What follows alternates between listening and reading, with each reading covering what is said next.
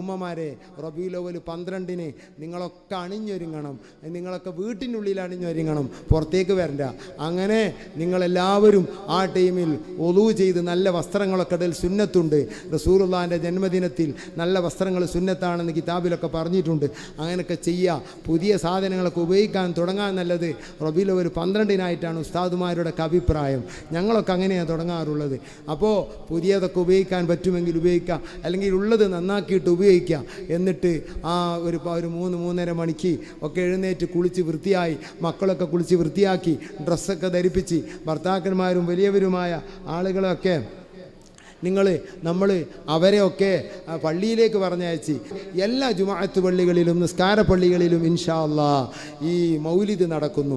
ഓരോരുത്തരും അവനവനക്ക് മനസ്സിന് സമാധാനം എവിടെയാണോ കൂടുതലുള്ളത് അങ്ങോട്ട് പോകാം ഇൻഷാ അല്ലാഹ്. അവിടെയൊക്കെ ചെന്ന് ആ ടൈം വെറുതെ കളയാതെ അവിടെയൊക്കെ ചെന്ന് ഉസ്താദുമാരെ കൂട്ടത്തിലിരുന്ന് മദീനയിലേക്ക് മനസ്സ് കൊടുത്ത്, ഉസ്താദ് എന്താ നോക്കണത്, ഉസ്താദ് എന്താ ചെയ്യണമെന്ന് നോക്കാതെ മദീനയിലേക്ക് മനസ്സ് നട്ടിട്ട്, എൻ്റെ അവസ്ഥ പറയട്ടെ, എനിക്കിപ്പോൾ 51 വയസ്സ് കഴിയാനായി.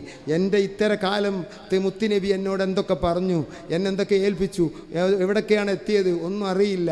ഈ വേദന എൻ്റെ മനസ്സിൽ കൊണ്ടുവരണം, നമ്മളൊക്കെ കൊണ്ടുവരണം. ഞാൻ ഇവിടുന്ന് പോകാനായി, ഞാൻ മരിക്കാനായി, എൻ്റെ അവസ്ഥ എന്തെന്നറിയില്ല. എനിക്ക് 15 വയസ്സ് കഴിഞ്ഞ് പ്രായപൂർത്തിയായിട്ട് കൊല്ലങ്ങളായി, അല്ലെങ്കിൽ 1 കൊല്ലമായി, അല്ലെങ്കിൽ 2 കൊല്ലമായി, അല്ലെങ്കിൽ പ്രായപൂർത്തി ആകാനായി എന്നൊക്കെ ഓർത്ത് നബിയേ എൻ്റെ കൈ പിടിക്കണം, എനിക്ക് മാപ്പ് തരാൻ അള്ളാഹിനോട് പറയണം, തങ്ങളും എനിക്ക് മാപ്പ് തരണം.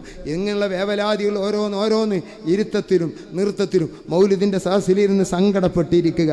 അങ്ങനെ മദീന വേദനിക്കും, നമ്മുടെ മനസ്സ് വേദനിക്കുമ്പോൾ മുത്ത് വേദനിക്കും, എന്തെങ്കിലും തിരിച്ചു കിട്ടും ഇൻഷാ അല്ലാഹ്. അള്ളാഹു അതിനെ തൗഫീഖ് ചെയ്യട്ടെ. സുബഹിൻ്റെ മുമ്പ് എല്ലാ പള്ളികളും ജനനിബിഡമാകണം. സുഗന്ധങ്ങളൊക്കെ തേച്ച് നല്ല വസ്ത്രങ്ങളിട്ട് മനവേദനയോടുകൂടെ വന്നിരിക്കണം. മദീന പച്ചക്കുബ്ബ കണ്ണിലിങ്ങനെ കാണണം. മുത്തുനബിനെ കണ്ടില്ല, കണ്ടവർക്ക് ആ മുഖം ഇങ്ങനെ നോക്കി കാണണം. എന്നിട്ട് കരയണം, സ്വന്തമായി വിതുമ്പി കരയണം. ആ കരച്ചിന് മറ്റൊരാൾ അറിയാതെ കരയണം. എന്നിട്ട് റസൂലുള്ളാഹിയിലേക്ക് വേദനകൾ പറയണം. അശ്റഖിൻ്റെ ടൈമിലൊക്കെ വല്ലാത്ത വേദനയായിരിക്കണം. അങ്ങനെയൊക്കെ അങ്ങ് ചെയ്യും നിങ്ങൾ. അള്ളാഹു നമ്മളെ സ്വീകരിക്കട്ടെ.